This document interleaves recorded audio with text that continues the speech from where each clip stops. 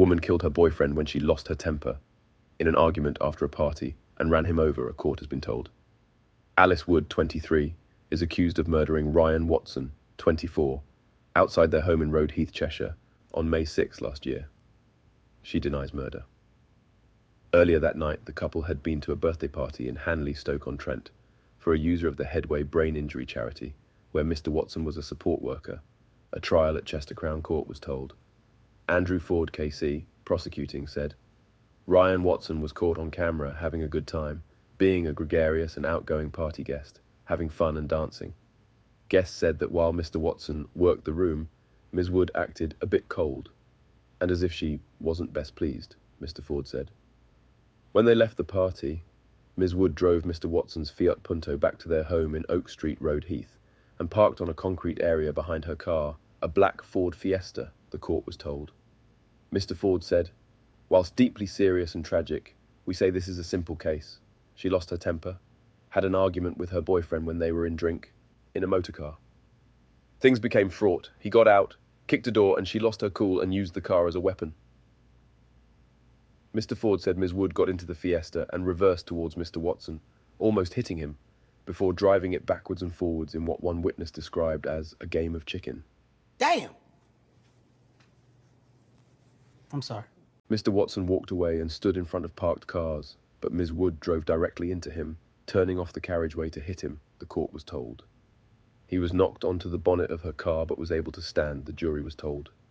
Mr. Ford said, she drove straight into Ryan Watson for the second time, head-on. This time he did not go over the bonnet. She knocked him clean over, under the vehicle's front end. Them gyal ya wicked, them wicked, them wicked. Them gyal ya wicked, them wicked, them wicked. I don't know how them so wicked, why them so wicked, but I know so them gyal ya wicked. Staff in the nearby Jade Garden Chinese takeaway described hearing a life-threatening scream, the court was told. Mr. Ford said Ms. Wood drove 158 metres with Mr. Watson under the car.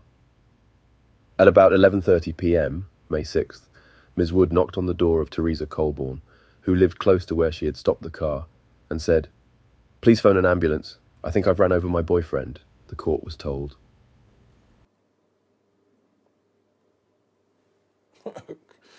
Okay. When police arrived and Ms. Wood taken into custody after being arrested on suspicion of murder, she told an officer, it's fine, I deserve it. She said she had drunk 2 glasses of white wine, 2 rums and a glass of champagne, and was found to have 61 micrograms of alcohol per 100 millilitres of breath, compared to the legal limit of 35, the court heard. Ms. Wood, with long blonde hair tied in a ponytail, wiped her face with a tissue at points as the case was opened. The trial is due to last for 3 weeks.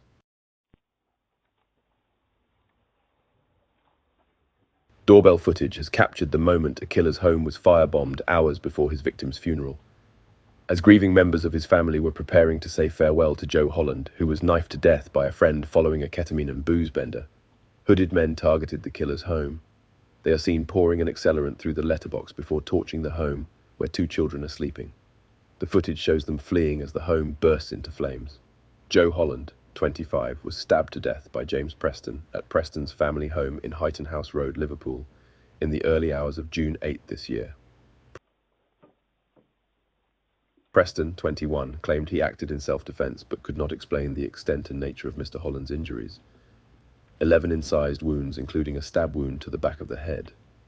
The killer, who had been captured on CCTV snorting the Class B drug in a Chinese restaurant in a pub, left Mr. Holland's body in a locked bathroom next to a note reading, "Words can't explain the situation. I'm sorry, but I had no choice. It was me or him." He then fled to Kent, where he handed himself into police on June 10th. Mr. Holland's family said in statement at the time, "No words could ever describe the loss of our beautiful son, brother, uncle and friend to many." However, Preston's horrific crime also appears to have brought serious trouble to the door of innocent members of his own family. In the early hours of July 5th this year, hours before Mr. Holland's funeral that same day, 2 men poured flammable liquid through the letterbox of the family home before smashing the front window with a brick and setting it alight. Inside the property were 2 adults and 2 young children. No one was seriously injured, although an adult man required treatment for smoke inhalation. Shocking Ring doorbell footage of the attack obtained by the Liverpool Echo reveals two men with their faces partially covered, creeping up to the front door. On the driveway, a small child's bike is visible with a seat for a doll or teddy bear attached. Audio from the camera captures the two men whispering to each other, followed by a gurgling sound as an accelerant is poured through the letterbox of the front door from a petrol can. One of the men then launches a brick through the window before the other pours the remainder of the fuel into the living room. As the liquid is being poured, the other offender sets an item alight and then throws it through the window, causing an instant fireball. The two men can be seen sprinting away. No one has been arrested over the incident, and there is no suggestion that any of Mr. Holland's immediate family was involved in the attack. The attack did come up during Preston's trial at Liverpool Crown Court, when a former friend of Preston and Mr. Holland, Sean Rood, gave evidence. Mr. Rood had been at the house with the other two men drinking and inhaling balloons of nitrous oxide on the night of the murder, but left before Mr. Holland was stabbed. He told the court this was because Preston punched him in the back of the head with no warning, before kicking him in the face. His departure was captured on the same Ring doorbell system that, just under a month later, recorded the arson attack. Mr. Rood was shown a picture of the inside of the property, showing a view from the living room into the kitchen. He also confirmed he had visited the house on a number of occasions before Mr. Preston had been stabbed to death. Nick Johnson, KC, defending Preston, said, "It doesn't look like that now, does it? What's the difference?" Mr. Rood said, "It's boarded up."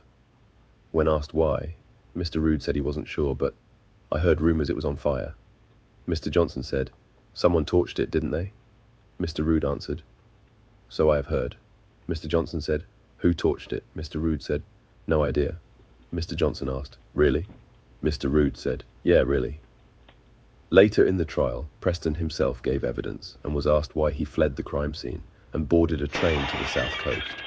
He told the jury he wanted to get as far away as possible.